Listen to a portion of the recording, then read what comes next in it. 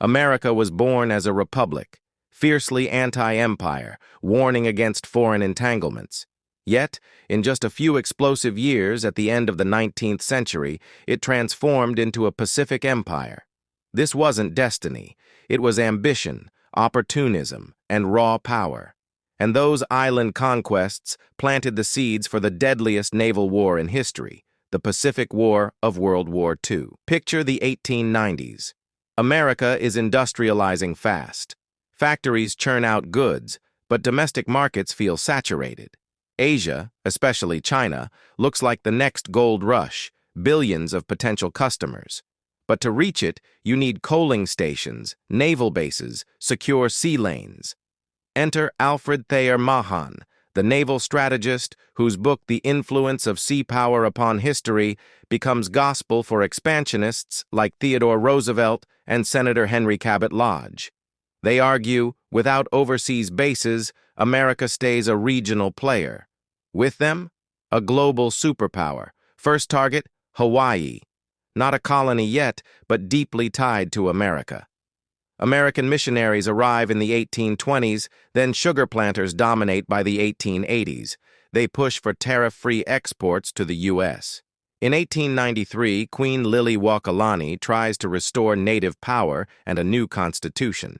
American businessmen, backed by U.S. Marines from the USS Boston, stage a coup. Sanford Dole declares a provisional government. President Cleveland calls it illegal, but the plotters hold on. Then comes 1898, the Spanish-American War. It starts over Cuba. The USS Maine explodes in Havana Harbor, blamed on Spain, though likely an accident. Yellow journalism screams, "Remember the Maine! To hell with Spain!" Public fury erupts. Congress declares war April 25th. But the real action? In the Pacific. Commodore George Dewey steams into Manila Bay May 1st with his Asiatic squadron. In hours, he annihilates the outdated Spanish fleet. 0 American ships lost, just 8 sailors wounded. You may fire when ready, Gridley. Manila falls soon after. U.S. troops land, capture the city August 13th, after a mock battle to exclude Filipino rebels. Meanwhile, the USS Charleston seizes Guam June 20th. The Spanish governor doesn't even know war's declared. He surrenders without a shot.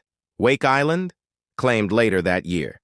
The Treaty of Paris, December 10, 1898, Spain cedes Puerto Rico, Guam, and the Philippines to the U.S. for $20 million. Cuba becomes independent, but under U.S. influence. Hawaii? Annexed July 7th via the Newlands Resolution. Faster than a treaty, no 2/3 Senate vote needed. McKinley signs it amid war fever.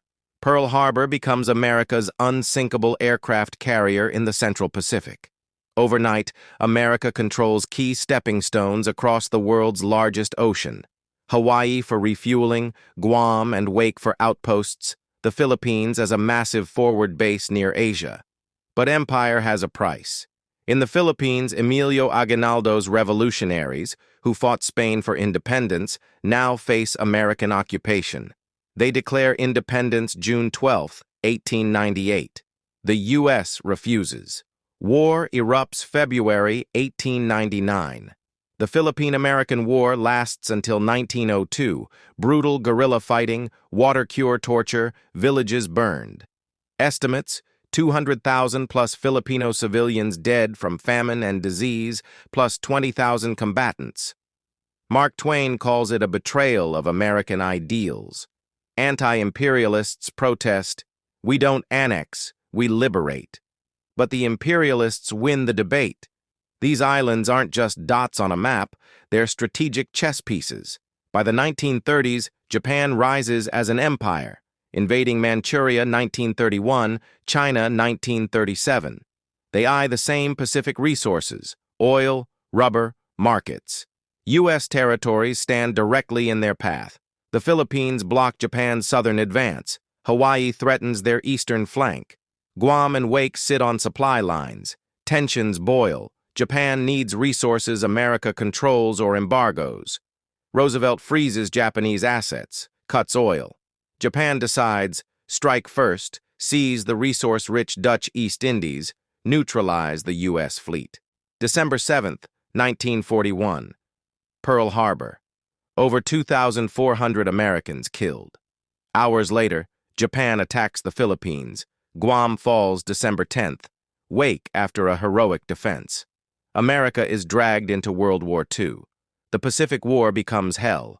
Island hopping, kamikazes, firebombing, atomic bombs. Battles rage over the very territories America seized in 1898. Guam recaptured 1944. Philippines liberated 1945 after brutal fighting. Iwo Jima, Okinawa. Names etched in blood. In the end, America's Pacific Empire helped win the war. But it cost millions of lives. American, Japanese, Filipino, Chinese. The Philippines gain independence 1946. Hawaii becomes the 50th state 1959. Guam remains a territory. So ask yourself, was this empire inevitable? Or did a few decisive years, fueled by greed, strategy, and the myth of manifest destiny, turn a republic into an imperial power and set the stage for global catastrophe?